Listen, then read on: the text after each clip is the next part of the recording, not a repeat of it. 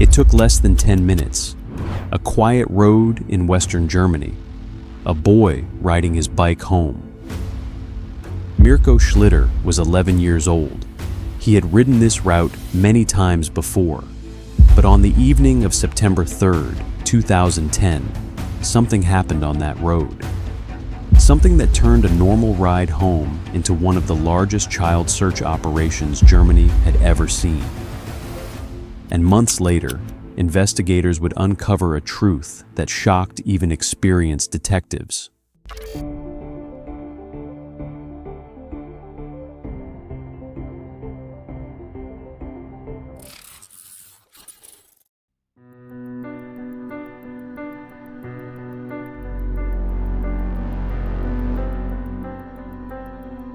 Grefrath, North Rhine-Westphalia, a small town near the Dutch border, September 3rd, 2010. It was a quiet late summer evening. Mirco Schlitter had spent the afternoon playing with friends. Like many boys his age, he loved riding his bicycle. That evening, shortly after 9 p.m., he began the short ride back home. It was a familiar route, a narrow road, open fields on both sides, a place where very little ever happened. His parents expected him back within minutes, but Mirco never arrived. The disappearance.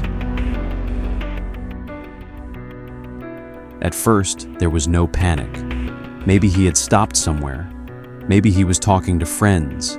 Maybe he had taken a short detour. But minutes turned into an hour. His parents began searching. They drove along the road he normally took. They checked nearby streets. They called his phone. Nothing. Soon, the police were notified, and the search began. A massive search. Within hours, the quiet town changed. Police units arrived. Search teams moved through the surrounding fields. Helicopters scanned the area from above. Tracking dogs searched along the roads and paths.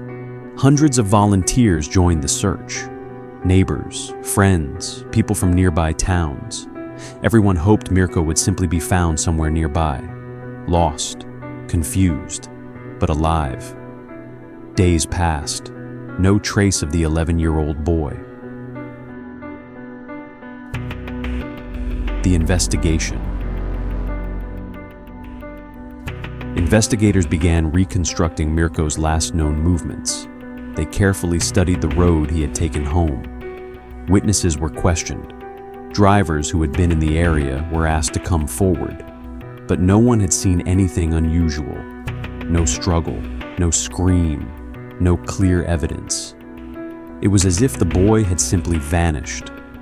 And that possibility frightened investigators the most.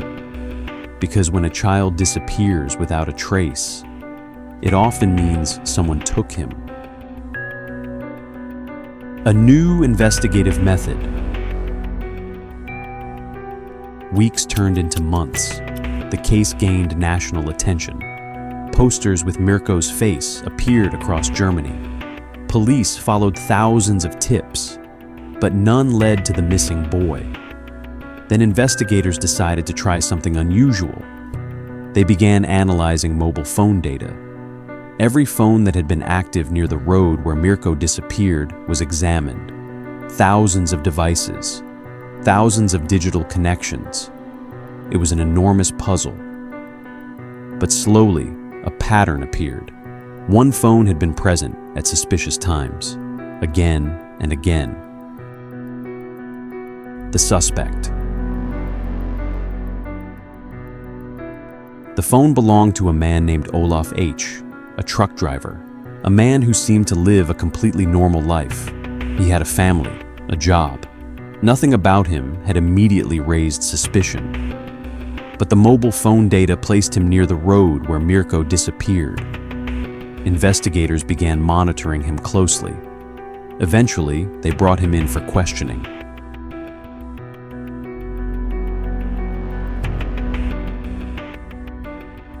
During the crime, Olaf H. abused Mirco.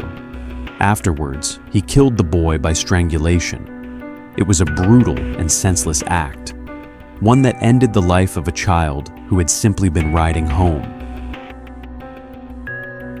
The discovery. Months after Mirco's disappearance, investigators searched a wooded area. In January 2011, they found the boy's remains. For his family, the discovery brought painful certainty. The months of uncertainty were finally over, but the loss remained unimaginable. Olaf H. was later convicted of murder. The court sentenced him to life imprisonment. What makes this case so disturbing? There is something deeply unsettling about the timeline. Mirco had been just minutes from home, a familiar road, a normal evening. And yet, in less than 10 minutes, everything changed. For his family, for the community, and for investigators who spent months searching for answers. Emotional close. Mirco Schlitter was 11 years old. He rode his bicycle home that evening, expecting to arrive within minutes. He never did. His disappearance became one of the most intensive criminal investigations in modern German history. And in the end, it was mobile phone data that revealed the truth. Do you think this case would have been solved without the mobile phone data investigation? Or would the truth have remained hidden? Let me know what you think in the comments. If you want to hear more real cases from North Rhine-Westphalia, subscribe to Jenny in Crime. Because sometimes the most disturbing stories happen in places that look completely ordinary